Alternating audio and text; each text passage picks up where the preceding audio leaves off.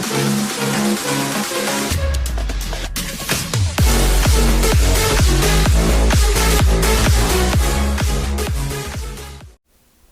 what's up guys, Capital Coasters here and welcome back to another video. And today I'll be bringing you guys another coaster review. Today I'll be reviewing Magnum XL 200 at Cedar Point Euro Hypercoaster in the park. Today I'll be talking all about it.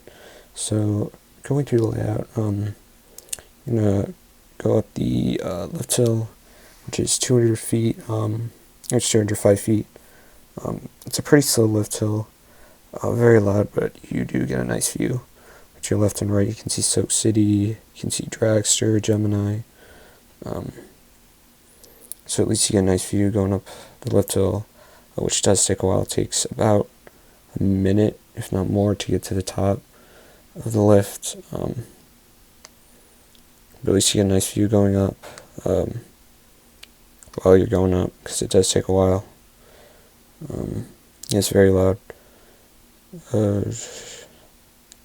So yeah, it's a pretty long lift hill, but it does give a nice view.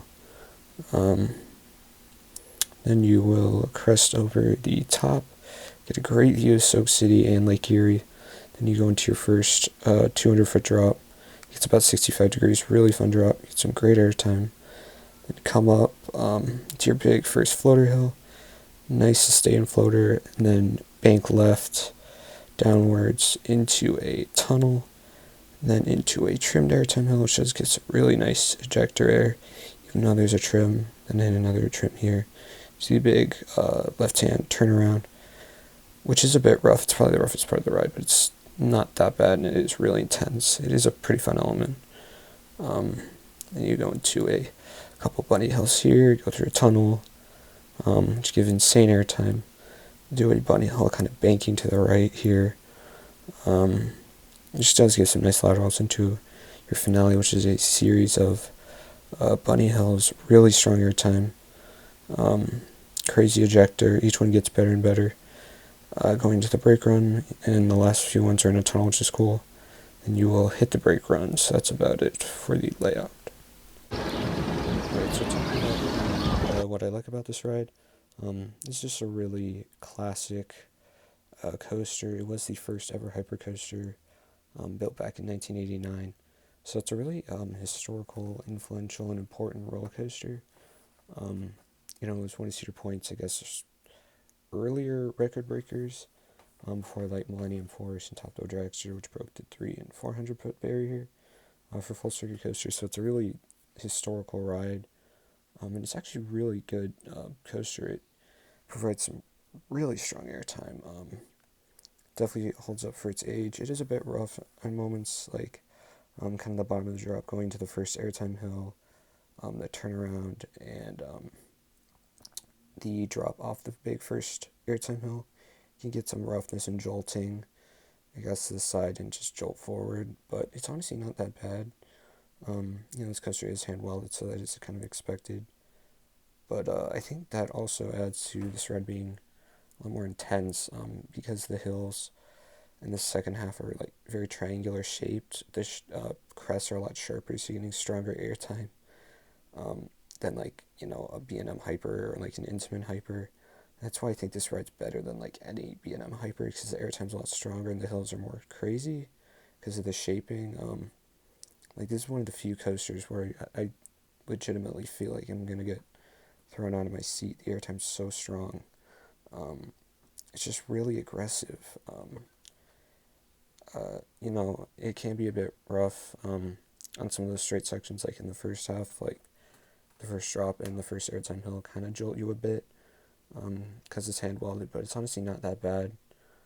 This is actually a pretty intense ride. You get some nice positives at the bottom of the drop, the bottom of the first airtime hill, and in the turnaround. So it's definitely a really good ride. The tunnels are cool. This ride is a great setting right next to the beach in Soak City. You get some great views on the lift hill, and like most of the ride runs right up along the beach in Soak City, so that's cool. It's just a really, really classic fun ride, and it's just super, I guess, iconic ride. It's one of the best coasters at Cedar Point. It's just a very historical coaster. The first ever hypercoaster. Yeah, so it's just really fun. Um, I definitely like the color scheme of this ride. The red and white looks great. I like the trains. They kind of have that 80s look to them. Their strengths on this ride are great if you can get room. If you do get stapled, like one time I stapled myself on this ride, it can kind of suck, but if you have room, this ride's really, really good. You get some insane airtime. Get more floater in the first half, and then those back-to-back bunny hills in the second half give great ejector. You even get some ejector in the first half on that like trimmed hill. But this ride gives great airtime, good laterals, good positives. Got a really fun first drop. The drop really feels big, and I think it's very long lasting because it's, I guess, less steep. So because of that, it lasts a lot longer. Yeah, it's just a really fun element. It's just got a lot of good things going for it. It's just a really aggressive coaster, and that's why I like it so much. It definitely isn't as graceful as a lot of other rides, like most B&M coasters, and that's why I prefer it to like most B&Ms. It's definitely one of my favorite rides at the park. I think it's currently my number 3 coaster, or third favorite coaster at the park, behind Maverick and Steel Engines. I think it used to be like my 4th, but now I definitely would move into the top 3. It's just a really good ride. Really underrated hypercoaster. Definitely one of the best hypercoasters out there, and I think one of the best coasters out there in general. It's just really, really fun. Got a lot of good things going for it. It's one of the best coasters at Cedar Point, one of the most iconic coasters there. It's a super influential coaster. It started the coaster wars and whatnot. Got a lot of good things going for it. It is a bit rough, so I guess that is a con.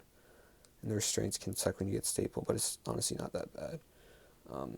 And I think it is currently in my top 10. Towards the bottom, I think it's around my number 9 or 10. But it's still a really good ride. So for final score, I'm going to give Magnum XL 200 a solid 90 out of 100. I think it's a really good ride. Definitely one of the best coasters out there. Probably top 50 coaster out there. Definitely one of the best hyper coasters in the world.